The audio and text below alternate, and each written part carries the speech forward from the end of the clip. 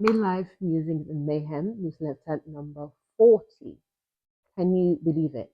We have actually made it to 40 musings. Hooray! Like some of you who followed me here for a while know that I've tried different formats with the podcasting, with video. And like when I really started, I just thought maybe max, I'll squeeze out like 10 articles or 10 newsletters before I ran out of steam or patience or before I got bored, I wanted to do something else. But here we are. Kudos. Great job to me. 40 newsletters in, and we're still here, laughing at the madness, raging through the nonsense, and just dancing through the mayhem. Well, be it or so be it in sensible shoes, because, midlife. But let me start with a confession. Um, I get paid to like my day job to market other people's like brilliance. But when it comes to marketing my own self, I just get shy. Like that's when like confusion sets in. What do people want to see from me? What do they want to see from my posts or my, what do you want me to write? My imposter syndrome, the voice just gets louder and louder. Meanwhile, the clients that I'm soliciting or the clients that I have, they're getting these shiny decks, they're getting all these polished strategies. And like me, comes to me, I get like half finished drafts or voice notes or like post-it notes or like doodles or scribbles in my books that are forever underlined and ideas or content that I've gathered that never see the light of day. Like well, it's not funny, but not funny. It's actually quite sad when I think about it. And maybe it's this perimenopausal brain that causes me not to dare as much as I would have like 5, 10 years ago. Or maybe it's just procrastination. Either way, it's done. That era is over. Like from here on out, me. It's one voice, my voice, unapologetic, midlife, unfiltered. And yeah, just try to tell, give you my musings as authentically as I see things. Might not be the truth, but it'd be my truth. Yeah. And this evolution of myself, it's not about, shinier fonts or like slicker like logos or blah blah blah. It's about really just trying to own my voice across all my channels, really. So like no more split personalities as a result of my code switching tendencies. No more strategies here. No more soft anti there. No more sarcastic truth teller everywhere. No mid outfit down fashionista there. It's been exhausting. So and I just felt diluted. What do I stand for? I don't know.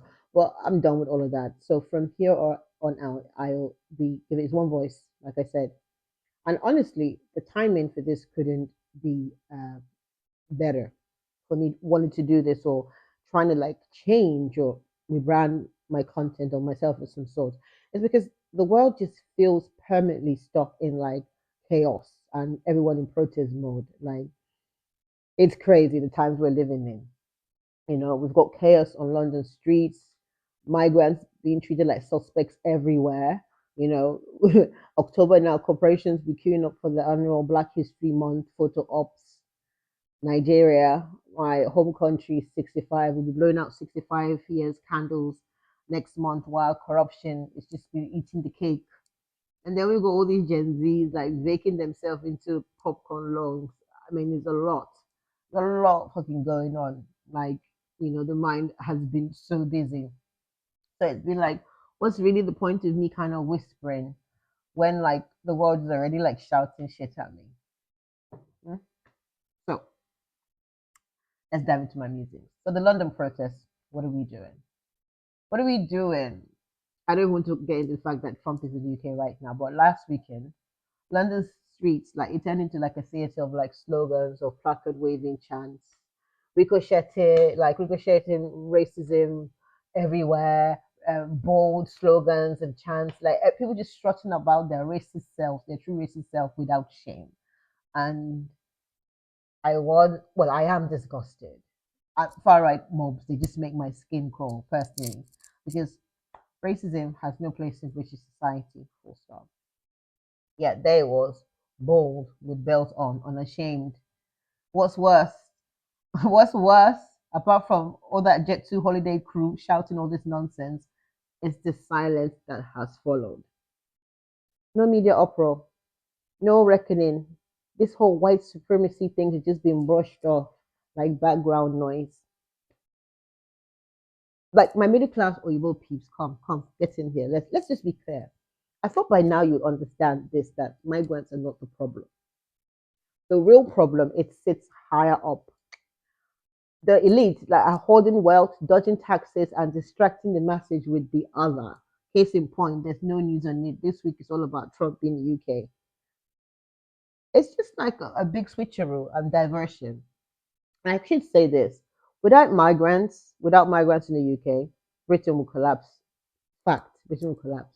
One, the NHS will fold. One in six doctors, one in six staff are migrants. 30% of the doctors all trained from abroad that work in the UK NHS. The economy will sag. Migrants contribute more taxes than they take in benefits. So this is also for the Jet2 holiday crew. Did you hear that? Come to the front. Migrants contribute more in taxes than they take in benefits. Cultural flatline. No curry, no Afrobeat, no Stormzy. I could go on. Football, your beloved sport, will limp. Your three lions will be like more like zero lions. No Saka, no Rashford, all gone. Even your beloved Mo Farah, whose name's not really Mo Farah, but yeah, gone. And this is not nothing new because this shit, the Windrush generation, they came to the UK because they answered British call or Britain's call to come help rebuild. When they got here, they started treating them like trespassers. Like kids of migrants, in the 80s, we were just taught to like shrink ourselves, like walk behind, avoid eye contact, and code switch to survive. And that's like really fucked my generation up, like really of diaspora kids. And fast forward to 2025, we're still here. Racism bold in the streets and the institutions pretending not to see. That's a mind fuck, if you ask me. And I know many people think about me. And if you have any thoughts on that, just drop it in the comments because the streets is crazy out there. That protest energy flows straight into this migrant struggle.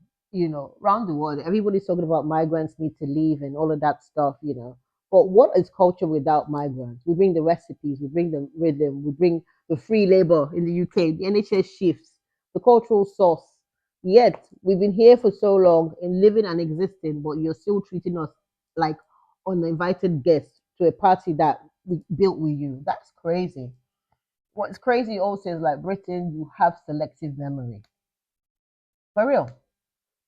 Post-war rebuilding, they called. Windrush people, they answered. Your NHS on its knees, they called. Migrant staff, move forward. If you need fruit to be picked, it's not English people picking the fruit, it's migrants. If you need labs to be led, migrants. Tech to be launched, incubate migrants. So everything is like the same story consistently that migrants do much more for the economy. Anything that Britain needs, the migrants show up every time and time and time again.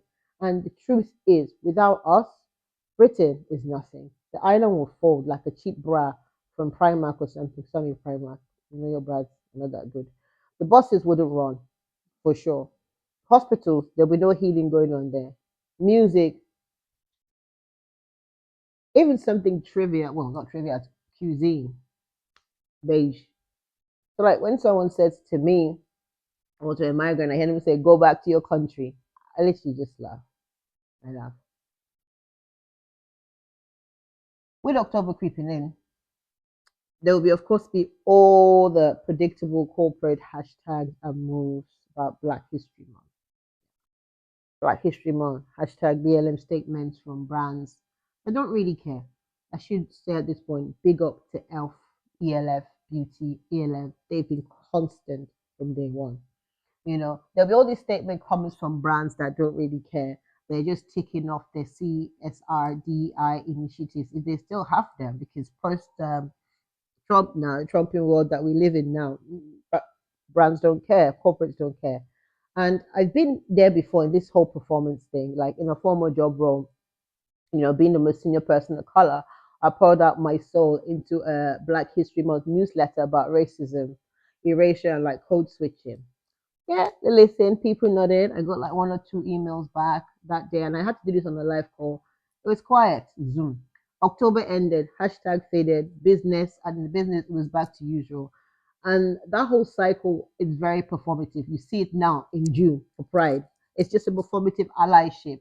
So all of this seasonal diversity and silence is like It's crazy, but it's not new and it's not surprising because I said this then and I'll say it now. Like the rush for brands or businesses and investors to all of a sudden start showing support to like the black communities during the height of BLM. I knew that it would fall off a cliff somewhere, and it did. It had, for sure, it had. The other moment now there is a grassroots social media movement calling for black consumers, particularly black women, to boycott non-black owned beauty products or hair care retailers starting at the beginning of this September. And the organizers of it are calling for a nation or a global strike. Like no more going to the big shops to get all your products, just boycott them and encourage black consumers to put the money back into their communities. I think it's a fantastic idea because I don't think that these big brands, having worked in them myself, realize the power of the black consumer, the purchasing power of the black consumer. And I think that this movement, it picked up on TikTok and it gained momentum after the creator at Del Boy posted a video that quickly went it went viral. It was everywhere. So not only was this video sparking like powerful conversation about it, we started to think and look deep into like research that how much does the black woman contribute annually to the beauty business? How much? Even the black haircare industry itself. We need to have a conversation about the economics of it, you know. And the key goals of this boycott are to one, not like I said, redirect spending from the major retailers and non-black owned brands to black owned beauty businesses, and to demonstrate the economic power of the black consumers in the beauty industry. Full stop. We run it. We've been running it for the longest of times. And the other thing I should point out about this movement is that they really want to emphasize, like I was saying, like for many years, many years, the black women, we've been carrying the whole beauty industry on our back by our spending power. Our spending power alone uh, is what props the beauty industry up. If you look at it, cost per basket of what a black woman shopping in her basket versus anybody else, it's you see. There are statistics and facts and figures out there that show that in the UK, black women spend more than 6 times on hair, And I should know this. This is not a surprise to me because I know how much getting like hair or wigs or treatment or serums or just stuff for the hair costs. We account for 88 million of the hair care industry in the UK alone. And that is power. That's leverage, but we're still sidelined. We're copied. We're so toxic products with a smile. Earlier on, I did a thing about, our hair is killing us and the braids that we wear is killing us. And well, that's one of the reasons why this boycott this September actually really matters because it's not just about the products. Really, in some cases, it's about the dignity because we are sick and tired of the whole tokenism, you know. We're tired of black founders being pressured into scaling too fast or they're losing their businesses. We're tired of brands shuttering while corporations still like our ideas. Fight back. Emma Greedy's Inspire podcast episode with Diara and Daya of Amikole. Powerful stuff. Powerful stuff. Go listen to it. Go download. And the other one with Bozoma St. John is great too. So go listen. If Black Lives Matter means anything still in this day and this age, it's this receipts over rhetoric. Buy black all year round. Let's amplify investment and sustain and not just cheer on resilience while pulling the rug out. So many brands that have started, and I mean, all the story is not new. It's everywhere. So let's just support the guys that we have out there. And that's also a note to myself because I'm guilty of shopping in the big three. October is also the month when Nigeria, my home country, turns 65. So Nigeria is old enough for a senior rail card, but still too young for a decent government. Oh my God. And as part of the diaspora, I carry both frustration and pride. Like, I'm frustrated and proud at the same time. Nigerians are like giants now. Afrobeat, Nollywood, literature. I mean, look at my Chimamanda books here. You know, is it fashion? Is it lifestyle? We have brands like I Am a Seagull reshaping fashion. Plus, I worked with them last month. Is it Oluwa Sloan? Our own Basquiat, is our own Picasso. In the UK, we're doctors, we're nurses, we're lawyers, we're athletes, we're artists. Like any sporting hero, it doesn't matter what you're watching, the European Games or the World Games. If you're watching it, you see a UK name, it's always Nigerian. Is it Anthony Joshua? Is it Bukayo Saka? We don't just participate, we like excel. And Britain is so much richer and sharper and bolder because of Nigerians, to be fair. And yet, home breaks our hearts now. Is it oil? Is it talent? Is it brilliance? Okay, maybe we don't have any more, but all been squandered away by corruption. Like we are displaced people with a country. Not, we're not in war, we're just displaced. We're scattered everywhere. And it's not because we don't love our homeland, it's because for a long time our homeland does have not loved us back due to bad governance. But somehow people have hope and that hope refused to die. I mean, case in point, Ensan 2019.